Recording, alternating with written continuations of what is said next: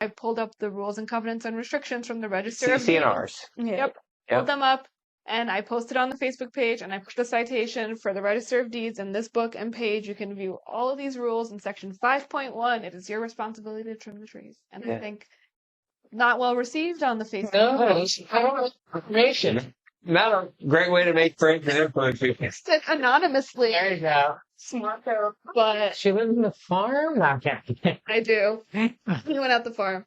But it's I personally like HOAs because it keeps things in order. You don't have that neighbor parking on the front lawn or painting their house hot pink. The way I like to phrase it is, if you're the type of person who really likes to express your individuality with the exterior of your property, you're probably not going to like an HOA. If you're like, front door hot pink, flamingos everywhere, shipping container in your front yard, murals, like, it's really not going to be right for you. If you're the type of person who, on the other hand, wants your neighbors not to do that, you're probably going to like an HOA because it's going to prevent them from doing that. And I think that's part of the charm of Hilton Head, why people love Hilton Head and Bluffton. It's so beautiful because the HOAs have these rules that everyone lives by. I agree. And I was doing, like I said, I'm from here. I was doing a refinancing closing once a couple of years ago at someone's property, and they lived in Beaufort.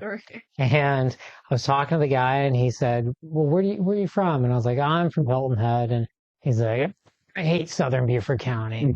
He's like, all these HOAs, they're awful. They tell you what to do. You know, no one can ever tell me what to do. I want to live my life the way I want. I was like, I get it. I get it. But I do have a question for you. And he goes, oh, what's up? I said, I noticed when I was driving into your driveway, your neighbor across the street has a shipping container in his front yard. Do you like that? And he said, no, I hate that thing. I wish I could get rid. And then he's like, I see where this is going. And it's all how you view it, right? I mean, if everybody who pulls into these communities, they love how beautiful and manicured. Oh my God, this place is so beautiful. Well, why do you think it is? Because there's a uniform understanding of how things are done, and there's a process. I don't find them overbearing unless my dog's wandering around. I get a fine, then I get them all the time. They're fine places to live, or we can't have electric bikes, which I got to find. Yeah. But if you do live in a community, you don't like the rules, you can always try to change the rules from within as well. Right. If you haven't bought in there yet, and you know you don't like the rules, don't buy in that community. Right. I wish Brooklyn had HOAs. My neighbors were crazy. Yeah. There's pros and cons to it all. I get in trouble. I was getting in trouble so much with our HOA, and I went down and asked if I could just prepay the fines. So we put it by. Did they appreciate that? Yeah. They said, just stop doing it. And I was like, oh, I don't want to stop riding the bike. You know, it was a little, what was that bike? Electric. It was a little razor bike. It was a little fast one. It was fun. It's a little razor bike. I would zip around on the thing, a little car truck. To have pedals, it's the bylaws say. So Would you do attach pedals? I was going to ask, I told them to weld pedals on them. Yeah. So Weld pedals. And I was like, all right, well, can I just prepay the fine? And she's like, no, you can't do that. And I was like, yeah, it's like nice. But yeah, I don't have a problem, but a lot of people do. And to your point, the ARB, if you want to do something on the outside, and I don't find that, I tell everybody, if you're looking to improve your property, the ARB's not there as your enemy. They're actually going to say, yeah, great. We want the property values to stay high. We want it to look beautiful, but if you're looking to, if your way of improving is building another 25 stories on your property, they might say no. Exactly right. Exactly right. It all depends on what you're trying to do. Yeah. But for the most part, they're not there to work against you, and to your point, if you don't like it, then there's other places. Go to North Beaufort. I call it the country of Hilton Head. I mean, like Ladies Island and, St. Helena, that's the country. Northern Beaufort County. Northern Beaufort County. That's right. So we've had an awesome conversation with you guys. Just a couple more questions, and then we'll let you go home to your beautiful new baby. Your husband will be very excited to have you home. Right now. Yeah. Can you guys give me an example, or what would be some of the biggest mistakes you've seen people make in a real estate, or in life, or just like all your experiences? You've gone a lot of things here, but just kind of what to somebody. You can start firing away. You've got to.